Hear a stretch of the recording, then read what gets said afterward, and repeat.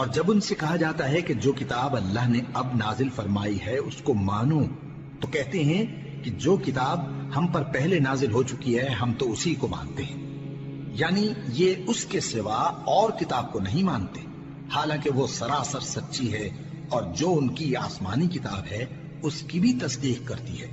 ان سے کہہ دو کہ اگر تم صاحب ایمان ہوتے تو اللہ کے پیغمبروں کو پہلے ہی کیوں قتل کیا کرتے تھے؟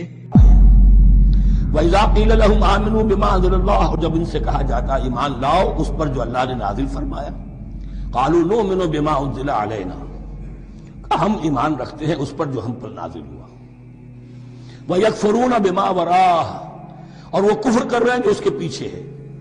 انہوں نے انجیل کا کفر کیا، حضرت مسیح کو نہیں مانا، انہوں نے محمد کا کفر کیا ہے صلی اللہ علیہ وسلم، اور قرآن کو نہیں مانا۔ وَهُوَ الْحَقُّ مُصَدِّقًا لِمَا مَعَهُمْ، اور وہ کفر کر رہے ہیں حالانکہ وہ حق ہے، سچ ہے، درست ہے، اور تصدیق کرتے ہوئے آیا ہے اس کی جو ان کے پاس ہے۔